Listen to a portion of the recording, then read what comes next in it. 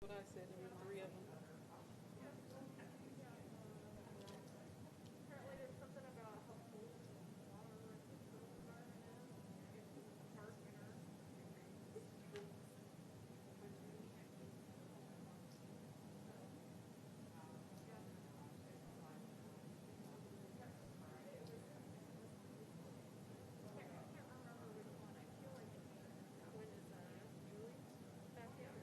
She'll be back next Monday. Her and Leah. Well, I guess Leah's coming back. She didn't get her second shot yet, but she got one, so she should be coming back. She said she wasn't coming until she got vaccinated. Yeah. She said, I quit because I'm not coming back. I said,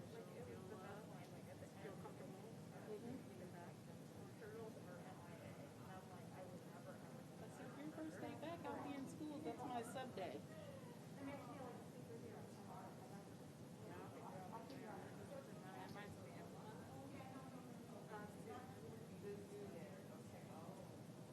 They're interesting, I tell you.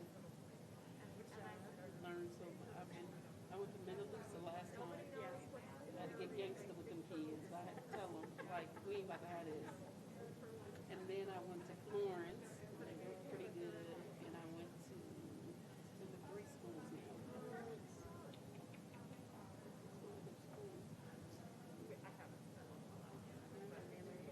else. Where'd you go? Northwest Benson and Bryan High School twice, but once was on snow days, so it was me just remoting. Oh, okay. And what was your favorite school? One in part by Brian. Oh, okay. That was my home for 14 years. Oh, okay. But it was I really enjoyed being in Benson. But it was hard because like Northwest and Benson, I was there to over 3 years. Oh, okay. So the class size was really small. So when I was at Brian, this last time I was back to 4 or 5 days. So there's actually like some engagement with students. Is that something more than 5 days? I did like being back in the classroom, so I must admit. I like to have a personal check-in with teachers. Yeah, that's not working. High school teachers are much more staunchly independent. Oh no, we don't have that collaborative spirit necessarily that most teachers have. So it's been it was a little more of a challenge. I didn't know you came from Bryan. I thought you came from. Hi, Dr. Logan. Good to see Hello. you. No, I didn't know you came from Bryan. I thought you came from North High, Great Ferry. I thought that's where you lived. Yeah, I was at Bryan High. Oh, okay. Pretty much my first year. Really? Yeah. And how long have you been here? This is year 2. Oh, okay. So when he moved into that equity position, he was good for you. Yeah. It's been quite the time to learn about this position.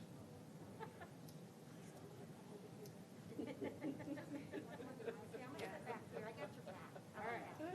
Can you tell Carolyn? Yes, thank you. I need somebody to have my back. Thank you. I'm right behind you. How are you? Hello, how are you? How are you guys doing? Good, very Pretty good. Oh, thank you. It's actually church. The oldest piece of clothing we have. Really? Yeah, in 1995, I had a house fire. Oh, wow. And lost everything. And this was bought this and that first thing I bought. Oh, wow. Really? How terrible. You wash, you keep it? You know, it's okay to have a fire. Is it a kitchen fire? No, that was my second.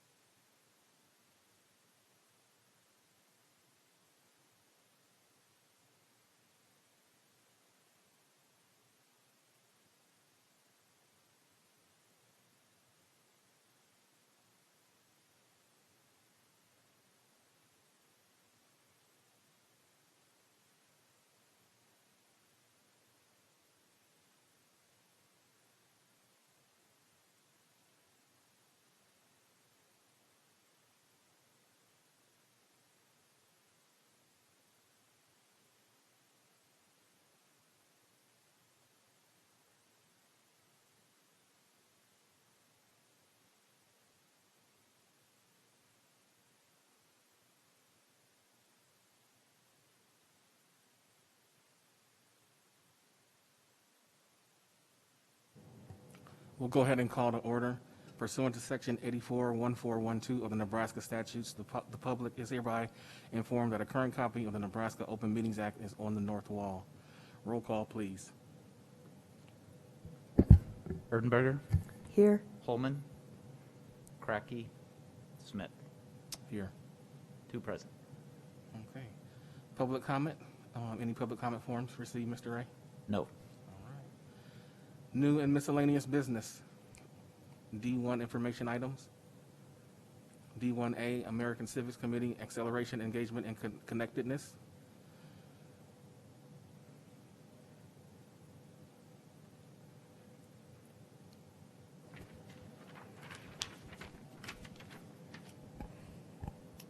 Good evening, board members and Dr. Logan. Welcome to the second meeting of the American Civics Committee for the 2020-2021 school year. My name is Lindsay Beanie, and I am the Secondary Social Studies Teaching and Learning Consultant for OPS. And my name is Carolyn Roby, and I am one of the Elementary Social Studies Teaching and Consultants for OPS. Sorry.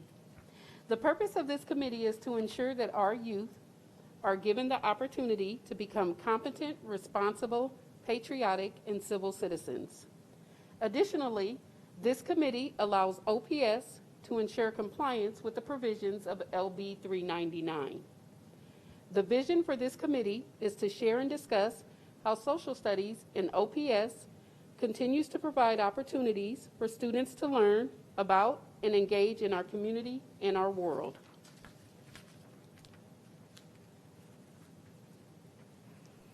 LB 399 states, schools should help prepare our youth to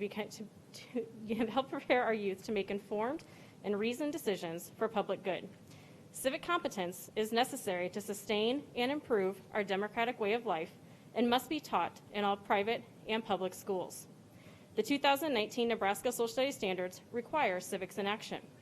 Standards include language such as demonstrate, engage, and model civic participation at the elementary, middle, and high school levels. Resources that support these standards are embedded in curriculum guides and will be enhanced through collaborative professional development. Students in American government classes participate in a lesson on voter education and registration and are provided the opportunity to register to vote and/or become voter advocates. This occurs both first semester and second semester and helps to emphasize the importance of ongoing civic engagement and participation. The pandemic has created disruptions in education, leading to unfinished teaching and learning. As we look ahead to summer 2021 and beyond, we want to ensure we are providing learning acceleration, engagement, and connectedness opportunities that best support our students' civic education. One tool that is helping to guide and inform civic participation and engagement and support relevancy in our social studies classrooms is the Nebraska Civic Health Index. The Nebraska Civic Health Index is a comprehensive report focused on 4 key indicators of our state's civic life: social connectedness, confidence in institutions, community engagement, and political involvement. The report is produced every 5 years by Civic Nebraska, the National Conference on Citizenship, and the University of Nebraska Public Policy. The 2020 report highlighted that Nebraskans are national leaders in spending time with neighbors, family and friends, volunteering, and working to achieve positive local results. But we can improve in spending time with those of different backgrounds, voting, and constructively discussing politics to address mutual problems. The Nebraska Civic Health Index shows we are creating a stronger civic health in Nebraska by prioritizing civic education, media literacy, and creating opportunities for civic participation.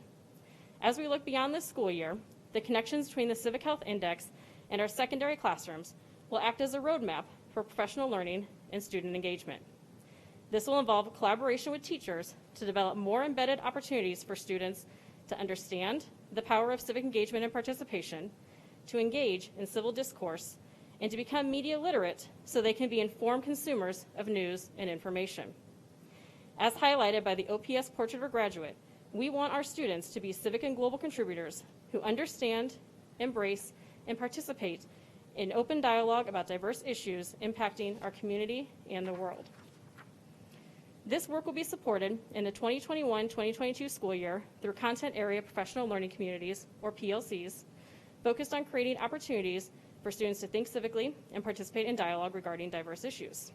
For teachers, PLCs will provide a structured focus on building shared knowledge and deep understanding of students, and on instructional practices focused on inquiry, multiple perspectives, and analyzing sources. PLCs will also provide dedicated time to collaborate and develop common lessons and formative assessments. At the elementary level, curriculum adaptations. 5-day in-person learning has started, and pacing has been adapted so that all students are receiving social studies instructions every day. LB 399 compliance. CIS provided all K-12 teachers with a document for each holiday highlighting appropriate instructional resources and guidance for teachers. Inclusive book library. The past summer, the Board of Education approved the purchase of approximately 300 literature books for each classroom library in both English and Spanish. Books were selected based on inclusive topics such as family, race, gender, biographies, equality, etc. Books started arriving in schools and are being disseminated. These books will be incorporated across all content areas and in the social studies curriculum writing that is currently taking place.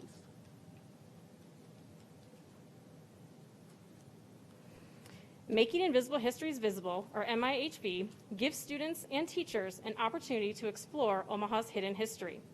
This summer, we will be focusing on accelerating learning for incoming 9th grade student participants as they uncover hidden histories and advocate for the future. Students spend time in their selected neighborhoods, work with archival material, and collect oral history interviews. Teachers foster an engaging project-based learning experience. Our summer 2021 focus is to uncover the history of 5 former streetcar stops located east of 42nd Street. Students will get an opportunity to meet with architects, developers, property owners, and city planners to discuss the economic and development factors connected to restoring one of the empty buildings or vacant lots in their commercial area. They will research what these spaces used to be and then suggest ideas of what these places could become to help revitalize the neighborhoods. Students will grow to understand how the building or lot and the neighborhood story are tied to federal, state, and local policies and practices, and what tools today could be used to help improve the neighborhood. As they uncover Omaha's hidden history, students will further develop social studies skills such as inquiry, historical thinking, analyzing primary sources, and demonstrating meaningful civic participation through their neighborhood proposals.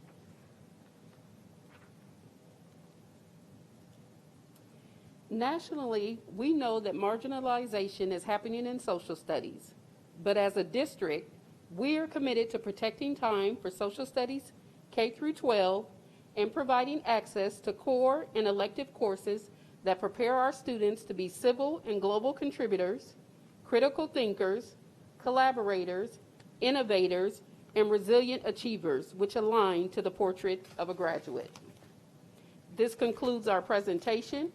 We look forward to meeting with you again to share this ongoing work as we engage students in understanding the past, connecting to the present, and engaging in the future. Thank you. Thank you very much. We appreciate that. Are there any questions? Yes.